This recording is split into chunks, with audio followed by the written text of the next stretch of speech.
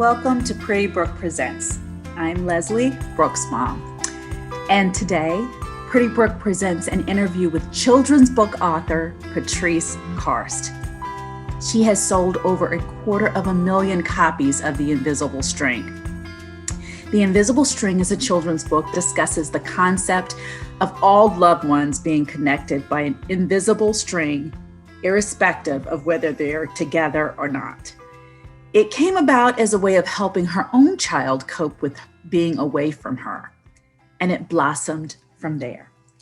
She has now other books as well, including The Invisible Web, about the interconnectedness of us all, and The Invisible Leash, about our connection to our pets. As many of you know, my Brookie passed away March 25th. Soon after, I received this book, The Invisible String, from my cousin Renee. Even though only one line intimates a continued connection to loved ones after death, it really spoke to me. And I wanted to talk to Patrice because of that interconnectivity, even when one dies. As I go through this early stage of grief, it has been tremendously helpful in that this book reaffirmed what I already knew. We are all connected, even in death. So join me as I talk to Patrice about her book and this concept. Well, welcome. Thank you so much for joining us at Pretty Brooke. And I wanted to get started by talking a little bit, first giving you a little bit of background. We talked a little bit earlier, but my daughter passed away in March from Rett syndrome, and she was 5. And this whole Pretty Brooke started because of her a year ago. And I'm just, trying to keep it going as her legacy. But in going through this kind of grief process, I had gotten, a lot of advice and love and support and all those things. But another thing that I got from my cousin Renee was The Invisible String. And when I got it, it was just, it just made me feel like, yes, of course. It reaffirmed what I already knew about, my feeling about her. And so I wanted to first start though with the broader topic because, there is talk about grief in the book, but just generally the interconnectedness of us all. And I have another little girl who's almost 2, and we just started her back in daycare a couple of months, well, after Brooke passed away.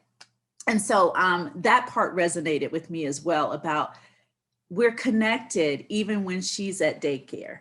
Even when she's not physically with me, she knows that I'm coming back. I love her and all of those things. So but another thing that I thought about particularly was during this pandemic. There are people who are going out a little bit more now because they're vaccinated or the restrictions are being loosened up. But that was one of the things that really spoke to me during this is the idea of the idea of it being interconnected, even if you can't see family, even if you can't see your friends, all of that kind of thing. So I was curious as to whether there were people who reached out to you during this time, during the pandemic, to express how they felt about this period of time, this unique period of time that we have during the pandemic. Oh, well, there was a lot to unpack there. And thank you for having me here, yes. Leslie. It's an honor, and it's a real honor, and I feel so moved to hear about what you're doing in your daughter Brooke's name. And I can't tell you how much it means to me when I hear how just the reading of this little children's book affirmed for you that of course you have your invisible string to her and her to you forever and ever and ever until you see each other again.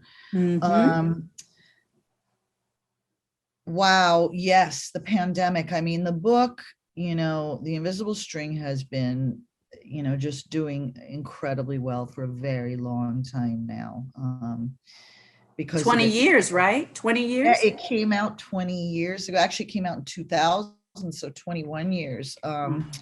But it wasn't until the past perhaps 10 years that it really exploded, and started being used by hospices and hospitals and divorce lawyers and foster groups and adoption organizations and the prison system and the military and the educational system and social workers and psychiatrists. And I mean, it was like everybody was using the invisible string for a multitude of different things, including just celebrations, baby showers, and adults started buying it for each other, spouses, and adult children for adult parents, and graduation gifts. So, but that all said, when the pandemic happened is when the invisible string went into hyperdrive, because obviously the very message of the invisible string is that we are always connected to everyone that we love, even when we are not physically with them, ergo the invisible string.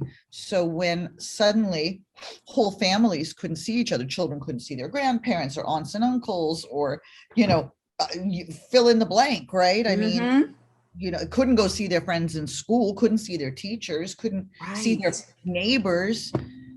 The invisible string, I suddenly started getting every day countless emails from teachers saying, may I please have, permission, because it's copyright permission, and all that. May I have permission to read your story to my virtual students? May I have permission? May I have permission? I mean, I was emailing my publishers. I said, I don't even know how to handle all these emails.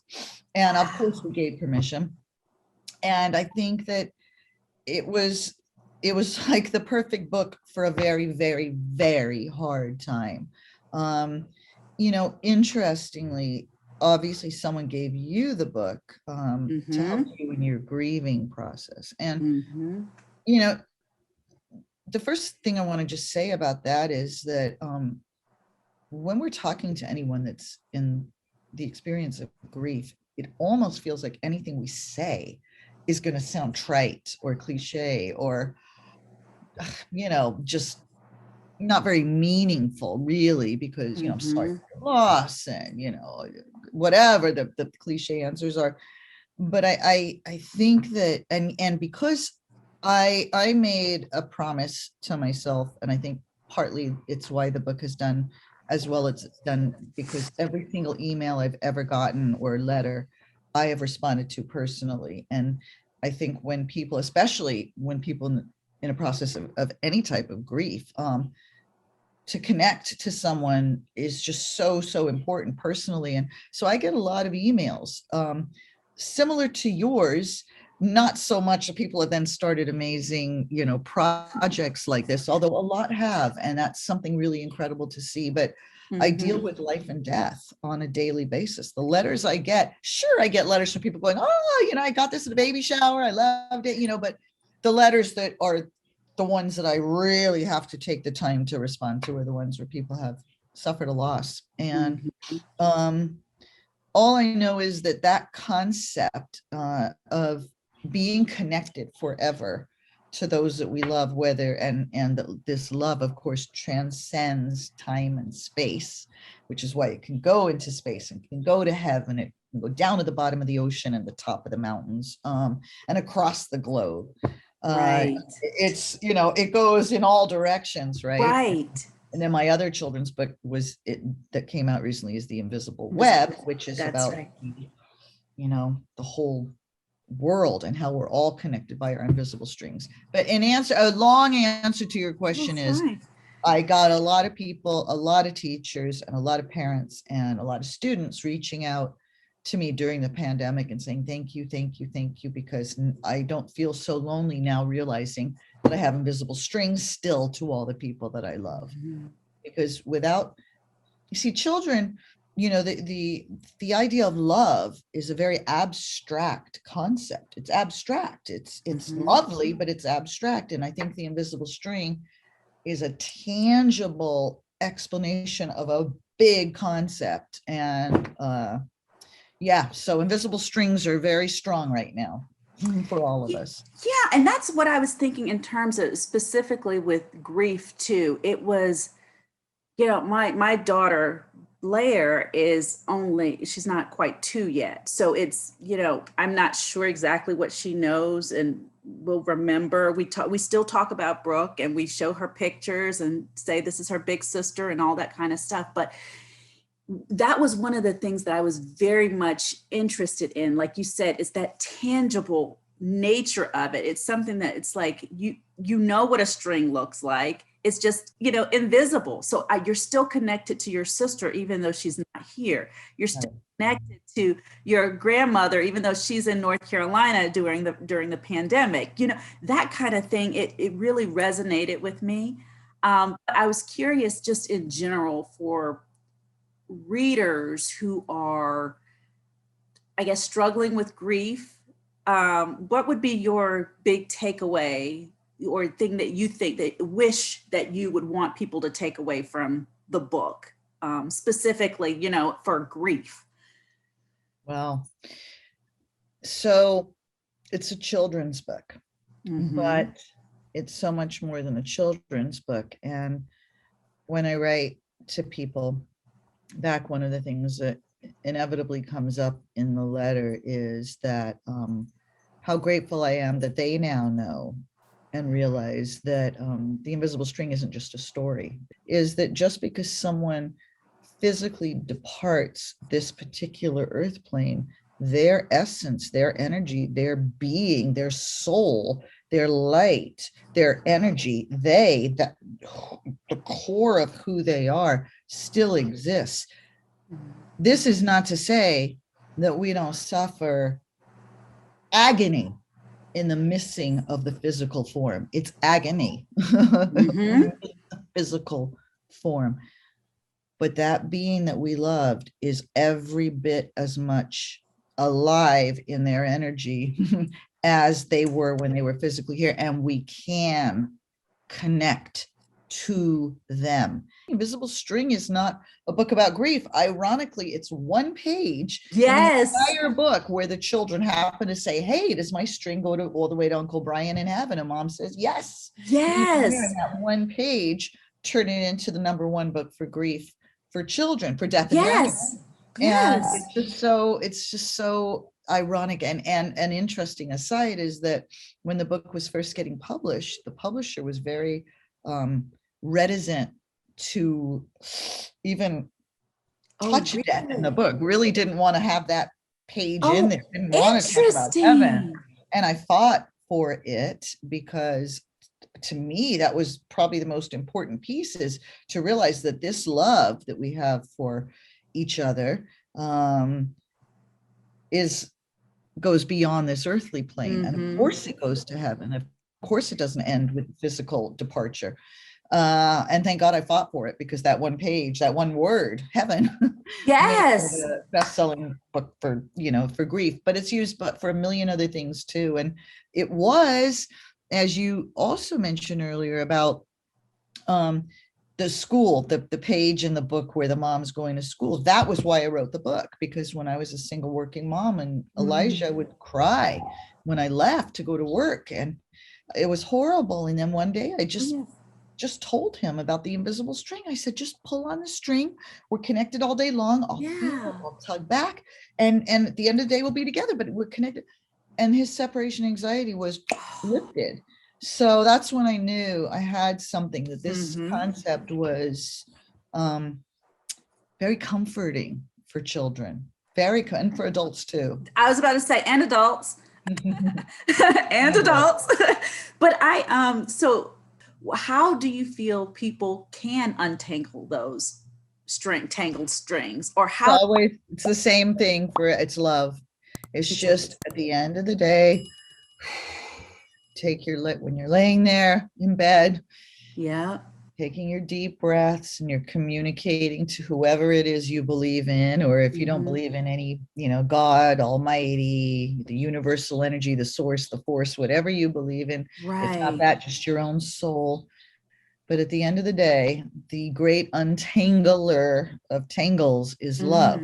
And what not that often, not every night, but what I try to do sometimes is, in those situations that are causing tangles in my life or in certain relationships, just send love along those tangles, and the string, I imagine the string just untangling, just, it's love.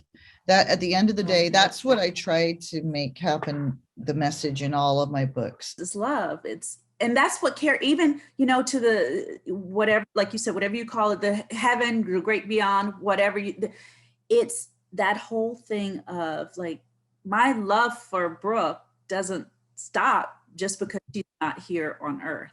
That it would be ridiculous for me to even think that. Of course it doesn't stop, and that's kind of like, that was like an aha moment as I was reading this. It's like, I was afraid almost that I would forget details. I was in my journal, I wanted to make sure that I captured these things. And I realized it was because I didn't want to forget. But whether I remember a particular detail or I don't, the love Doesn't matter. Will always be there. Right. Yeah. We get caught up in that. I know I do that, even like with my son. Like the other day we were having a conversation and I said, "Oh, do you like sweet and sour cabbage soup?" He goes, "Mom, I ate sweet and sour cabbage soup whenever we went to delis growing up. How could you not remember that?" And I was like, "I don't know. Yes, it's about the love, not the cabbage soup." And yes. Oh, I love that. Yes, it's about the love, not the cabbage. Remember every detail of everything. It's the essence. Thank you so much for. Thank you for reaching out. I learned a lot. I know, and I do too. I feel like I'm given such a gift with each person, every reader that I talk to in person or get a letter from. I always say to them, we have an invisible string now. So I feel like I have millions. We've almost sold 1 million. We're getting close. It'll be probably by the end of this year, if not sooner, we will hit the 1 million copy mark of the invisible string. So I feel like I have literally millions of strings. And I say to my son, because we have dinner every Friday night. Oh, that's nice. And he knows how this book that I wrote for him ended up being this big book. And that all these people all over the world, because it's been published in 13 languages now, and there'll be more. We're just getting started, really. So wow, we like sit there and like go, wow. Like I said, realize that, Eli, that our love and me writing about our love is now, and he was the one, like, we have strings everywhere, Mom. Yes, we really, really do. So I'm grateful for our string. Yes, thank you. I really appreciate it. That's so nice. That's so nice. Well, thank you so much. Thank you so much. God bless. All right, you too. All right, bye. There you have it. That was Patrice Karst talking about the invisible string. And it, as I said before, it's really been helpful for me. I'm talking about, I've been talking about disability issues, and I will continue to do that. But part of my disability journey, honestly, is now grief. And I appreciate her talking to me and giving her perspective on grief and love in general and our interconnectedness. I'm glad you stayed with me to listen to this conversation. And I'll see you next time.